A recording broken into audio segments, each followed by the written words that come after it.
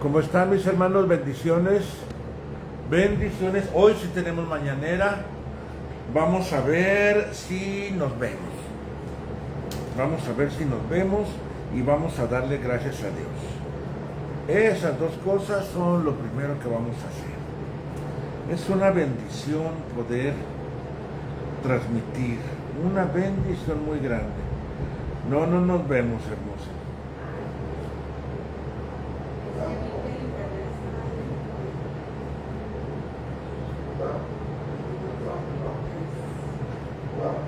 Pero algunos, eso es lo curioso, que algunos sí pueden entrar con facilidad, pero otros se les dificulta. Fíjense, ni yo me puedo ver.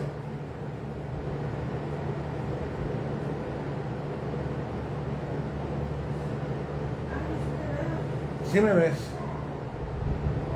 Buenos días, Pati, Marta, Martita. Veo algunos.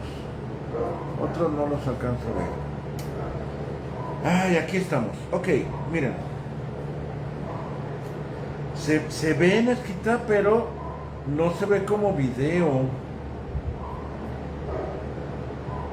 Pues quién sabe. Son los misterios de la vida. Pero fíjense.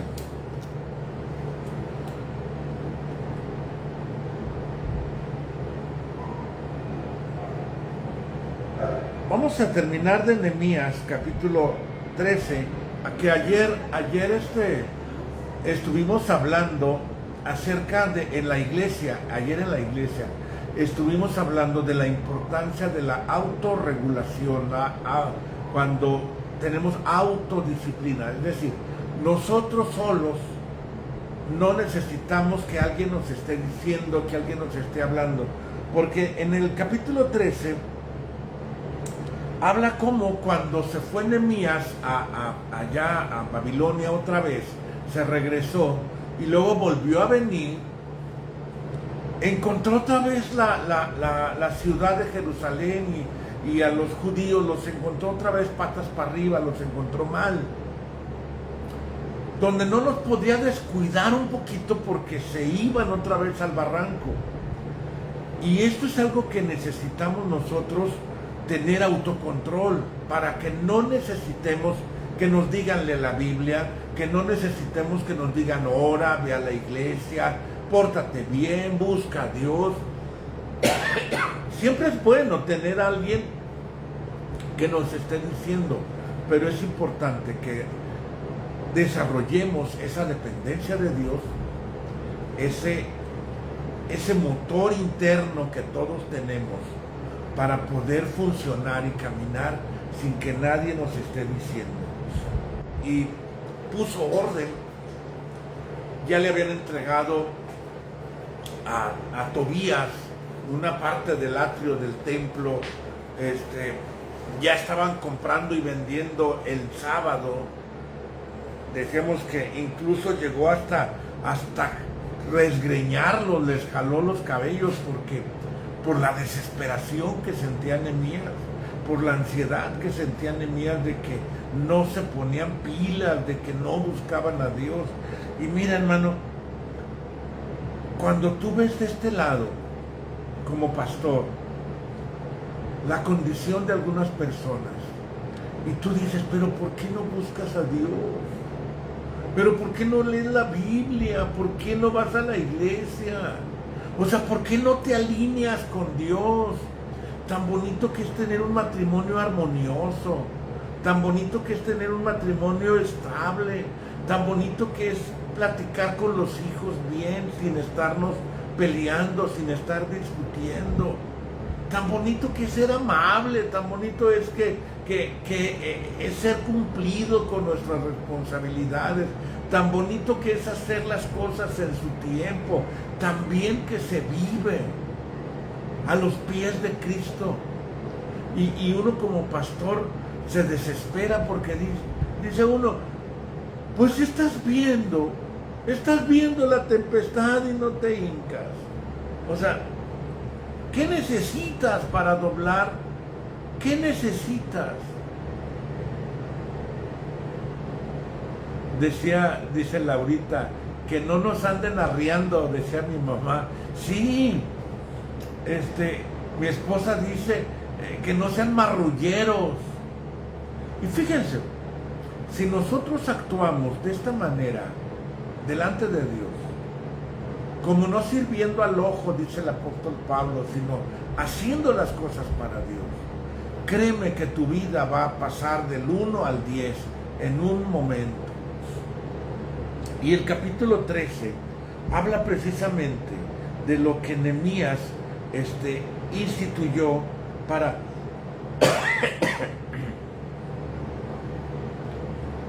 dice en el versículo 21, por ejemplo, yo discutí con ellos y los reprendí por quedarse a pasar la noche delante de la muralla, y les dije que si volvían a hacerlo los haría arrestar. Desde entonces no volvieron a presentarse en sábado.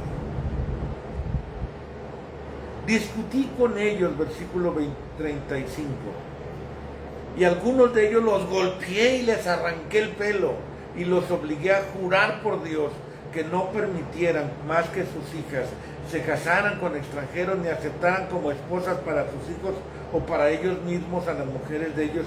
Y les dije además, este fue el pecado de Salomón. Fíjate el reconocimiento. Este fue el pecado de Salomón, rey de Israel, y a pesar de que entre las muchas naciones no hubo rey como él, y de que Dios lo amó y lo puso como rey de todo Israel, las mujeres extranjeras lo hicieron pecar.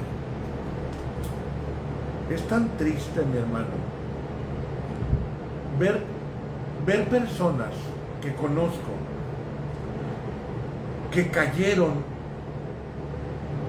en la idolatría, que cayeron en la droga, que cayeron en vicios y hábitos, que cayeron en la indiferencia, como teniendo una vida tan promisoria, de tanto futuro, su vida se fue al barranco porque no controlaron el volante emocional, el volante espiritual, el volante mental, el volante de actos. Por eso, mi hermano, capítulo 13 habla de esa importancia de hacer lo que tienes que hacer, cuando lo tienes que hacer y cómo lo tienes que hacer. Así de sencillo. Tienes que levantarte, levántate. Pero tengo sueño, no importa, con sueño o sin sueño. Tienes que ir a trabajar, ve a trabajar. Tienes que excavar, excava. Tienes que ir a la iglesia, ve a la iglesia. Tienes que leer 2 capítulos diarios, lee 2 capítulos diarios. Es que no le entiendo, aunque no le entiendas, tú hazlo. Es que no tengo ganas, así sin ganas. Ruégate, decía mi mamá, cuando no queríamos comer, ay, es que no tengo hambre, ruégate, o sea, fórzate, porque es la única manera. La provisión, versículo 31, a veces no alcanzo a ver muy bien, 31, la provisión de leña en las fechas señaladas y la entrega de los primeros frutos. Bueno, dice el 30, así que los limpié de todo lo que era extranjero y organicé los turnos de sacerdotes y levitas, cada cual en su obligación, la provisión de leña en las fechas señaladas y la entrega de los primeros frutos. Dios mío, acuérdate de favorecerme, dice Nehemías, porque yo creo que fue una desesperación de Nehemías de que nomás no se alineaban, y los organicé para que hicieran lo que tenían que hacer en el momento señalado. Pero mi hermano, haz lo que tienes que hacer. No le juegues al vivo. No le juegues al vivo. El trabajo se hace más pesado, la vida se torna pesada y difícil. Cuando haces las cosas de mala gana o cuando retrasas el hacer las cosas, la vida se vuelve pesada. Cuando haces lo que tienes que hacer, en el momento en que lo tienes que hacer, como lo tienes que hacer, la vida se torna fácil, se torna ligera, y empiezas a darte cuenta que la vida es para disfrutarse, que disfrutas la vida. Y luego viene el libro de Esther. Aquí en el libro de Esther yo te voy a recomendar que lo leas en la versión 60 de Reina Valera, nuestra tradicional Biblia de versión 1960, que es la que siempre hemos leído. Porque en el libro de Esther hay dos versiones, la versión griega y la versión hebrea. La versión de la 60, la Biblia del 60 de Reina Valera, tiene la versión hebrea. La Biblia o la versión Dios habla hoy, por ejemplo, la versión Dios habla hoy tiene la versión griega. Y en la versión griega hay algunos cambios significativos muy importantes que no me gustaría que te fueras con eso.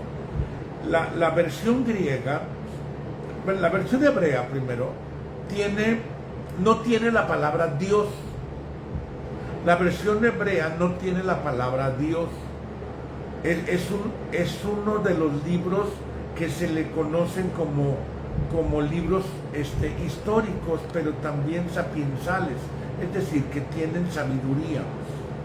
La versión hebrea no tiene la palabra Dios porque es una forma de ver a Dios sin nombrarlo, donde Dios está intrínsecamente en la historia sin mencionarlo, porque así es en la vida, no lo vemos,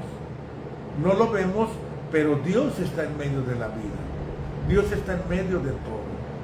Y la versión griega tiene algunas añadiduras que se le hicieron después de la diáspora, es decir, después del exilio, ya años más tarde, cuando estaba la dominación griega sobre esa región, y tiene algunas añadiduras que no se consideran canónicas, es decir, que no se consideran que son de la versión original.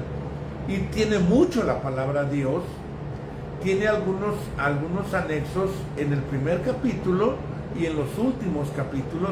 Entonces yo te recomiendo, yo siempre me he ido por la versión hebrea, que entonces el libro de Esther, muchos libros de la Biblia yo los leo en la versión Dios habla hoy, me gusta mucho esa versión, pero la mayoría de los libros no tienen esas añadiduras, pero algunos libros como Esther los leo en la versión 60, también es muy buena versión. La Biblia Reina Valera del año 60 es muy buena versión, a mí me gusta mucho, pero como la he leído toda mi vida en la versión 60, entonces ahorita le estoy leyendo en la versión Dios habla hoy, salvo algunos libros como Esther. Y vamos a irnos al libro de Esther y nos vamos a cambiar, pues yo me voy a cambiar a la versión 60, porque aquí lo vamos a leer. Dice: aconteció en los días de Asuero, el Asuero que reinó, que es el mismo de Jerjes I, o es lo que se cree. No hay mucha forma de ver algunas cosas, pero es lo que la mayoría de los estudiosos y eruditos creen. El Asuero que reinó desde la India hasta Etiopía sobre 127 provincias. En aquellos días, cuando fue afirmado el rey Asuero sobre el trono de su reino, el cual estaba en Susa, capital del reino, en el tercer año de su reinado, hizo banquete a todos sus príncipes y cortesanos. Y dice aquí que el rey Asuero hizo un banquete muy grande y estaba de fiesta.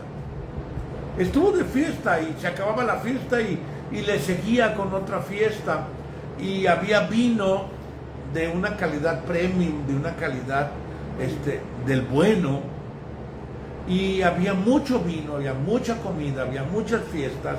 La reina Basti, que era la esposa del rey, era la reina, por su parte tenía su fiesta con sus invitadas y sus doncellas, y estaban el rey por un lado con los compas, y la reina Basti con sus amiguis de otro lado. Y en un momento de la fiesta, cuando ya andaba medio happy, el rey, ya andaba pasadito de copas, quiso traer a la reina Basti para presumirla porque era muy hermosa, para decirles, es que, ¿cuál era el propósito de la fiesta del rey?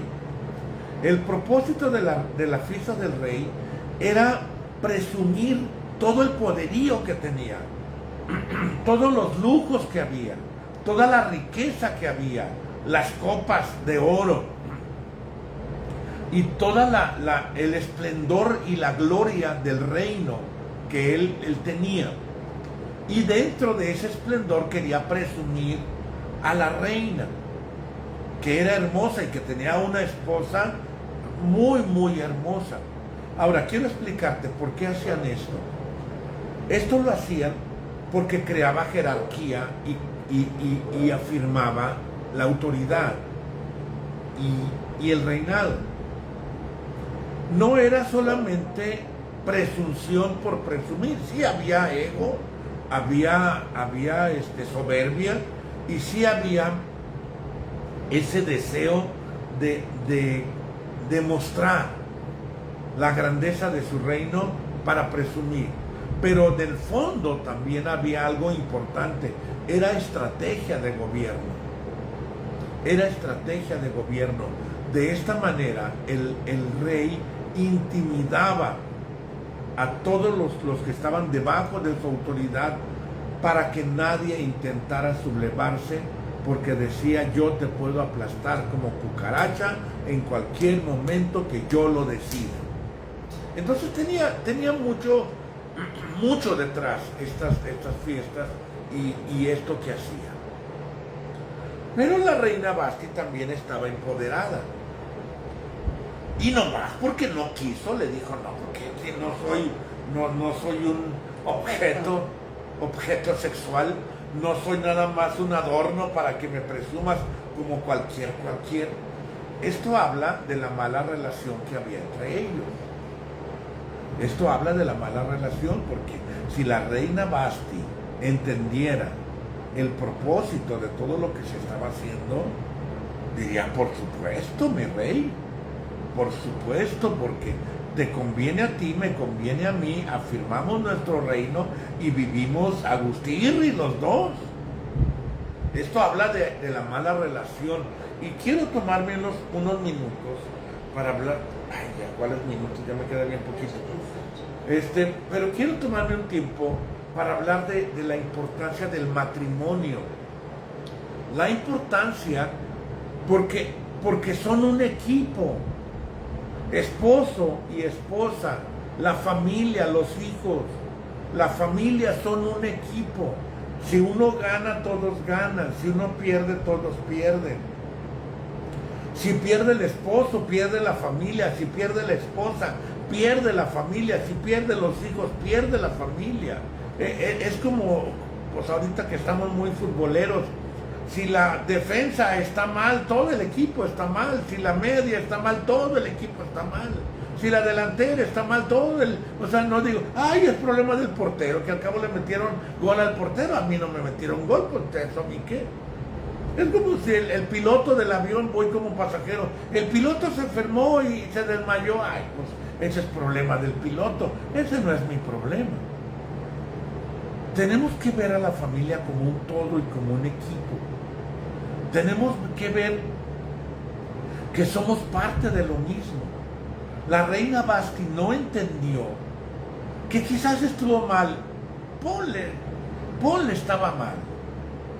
Pero quizás no entendió cómo eran un equipo. Y el poderío del rey Asuero era el poderío al final de cuentas de la reina Basti.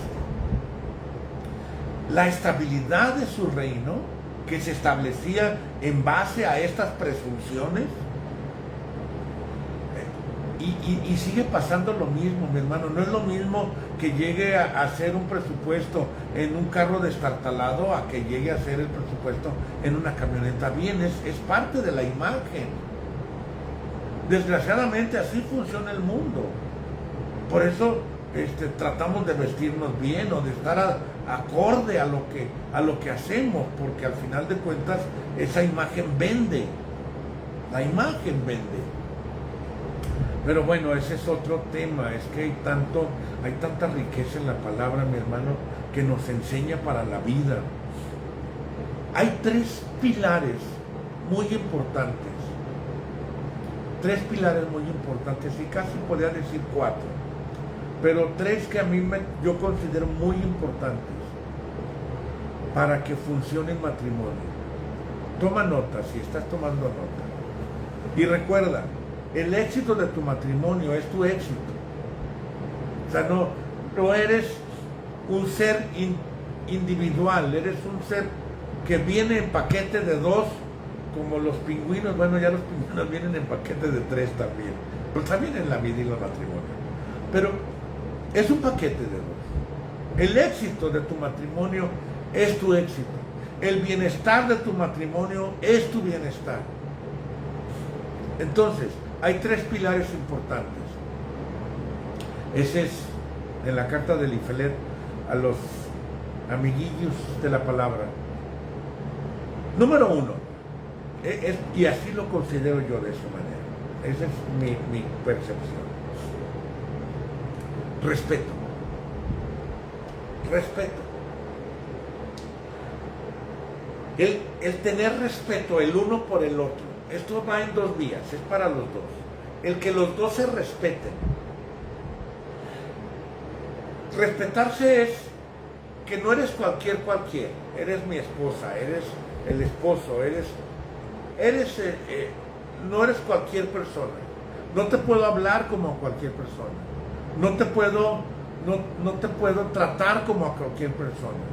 Eres una persona de honor, respetable. Ese respeto que siento por ti me impide hablarte mal o me impide responderte mal.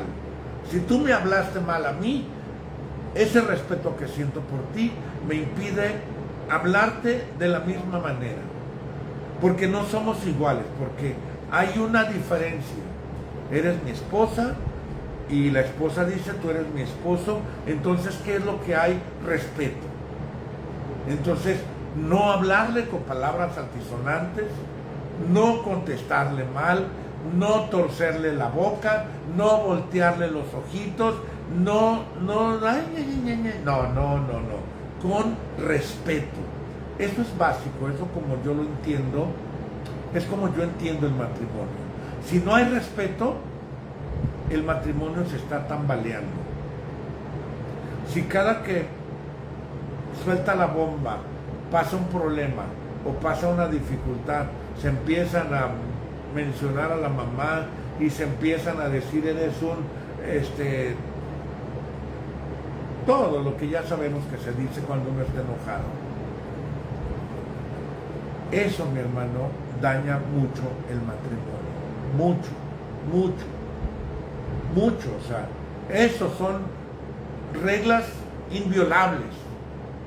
Son cosas que tenemos que llevar en los tuétanos.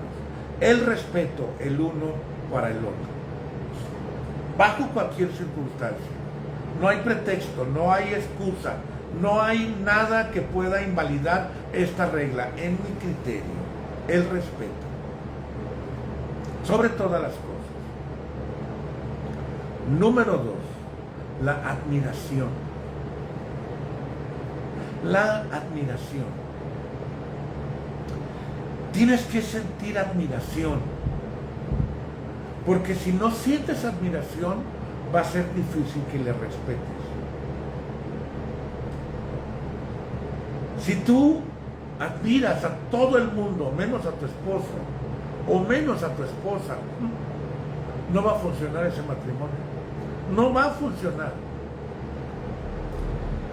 Porque la admiración es la base y es la raíz para muchas cosas que sucedan. ¿Qué es lo contrario de la admiración? El menosprecio.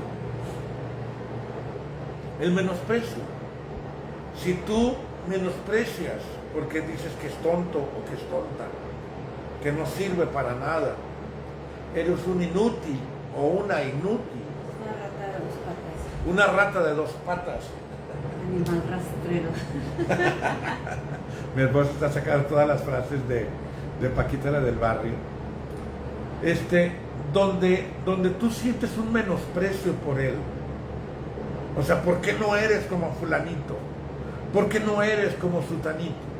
Mira, todos tenemos cosas buenas y cosas malas. Todos, absolutamente todos. Yo pienso que hay difícilmente alguien que no tenga algo positivo. Y si te casaste con él o con ella, es por algo. Es por algo. O sea, tuviste una razón para casarte. Tuviste una razón para elegirla o para elegirlo. Tuviste una razón y un motivo. Y si ya te desilusionaste, tienes de 2 sopas. O le buscas la manera de admirarlo o de admirarla, o vete por las cocas. Pero no hay peor cosa que estar con una persona que desprecias, menosprecias, no respetas. O sea, es una tortura vivir de esta manera. Entonces, tienes de 2 sopas. O le das para adelante o le das para atrás. Pero no te quedes en esa condición miserable, porque es una vida de tortura. Es importante, mi hermano, es importante que busques la manera de sentir admiración. ¿Cómo puedes encontrar? Bueno, ahorita vamos a ver cómo poder fortalecer estas áreas. Y la tercera cosa, que no es menos importante, es sentir atracción. Sentir atracción. Y la atracción no tiene que ver con la belleza. La atracción no tiene que ver con la belleza, sino tiene que ver con la satisfacción. Y sí, estoy hablando de satisfacción sexual. Tiene que ver con la satisfacción. Y la satisfacción tiene que ver con disposición. Disposición. Si no hay disposición, no vas a encontrar satisfacción. Y si no encuentras satisfacción, no encuentras atracción. Entonces, para mí esos 3 pilares, que si tienes al menos uno, puedes trabajar en 2. Pero si no tienes respeto, no tienes admiración y no tienes atracción, discúlpame, mi hermano, mi hermana, pero tu matrimonio es una tortura. Tu matrimonio es un infierno verdadero. Tu matrimonio, está mal. Entonces, ¿qué debemos de hacer? Desarrollarlas. Si ya las perdiste, sí las tenías. Cuando te casaste, sí las tenías. Entonces, cuando tuviste algo, lo puedes recuperar. Tienes que trabajarlas. Y tienes que esforzarte. Porque tienes que tener la disposición para poder tener satisfacción. Tienes que tener ese foco, ese lente o ese ojo en las cosas buenas y no en las cosas malas. Ay, es que mi esposo no es cariñoso. Pero ve, no, al menos no es drogadicto. Al menos no te golpea. Al menos no te trata mal. ¿Que no es cariñoso? Pues ve lo positivo.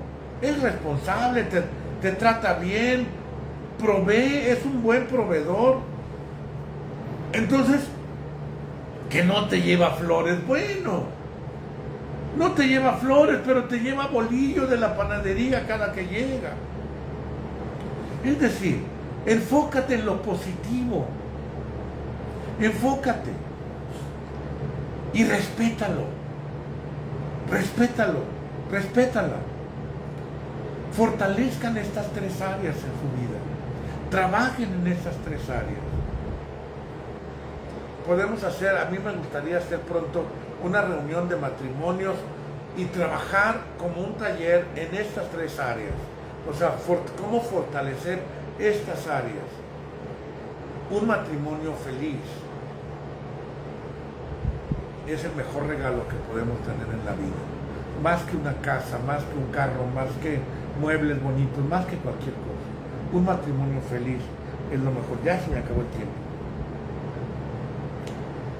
Pero bueno, esta fue la base. Recuerda, a Basti le faltó visión. No entendió que el beneficio o el bienestar del rey era su propio bienestar. Quizás tú dices, ay, pero yo trabajo, yo gano mi dinero, ni lo necesito. Pues entonces, ¿para qué estás ahí? Estamos aquí para compartir, porque la vida se disfruta más compartiendo. Hasta aquí le dejamos. Mi esposa no quiso que saliera a cuadro porque no, apenas se acaba de bañar y no se peinó.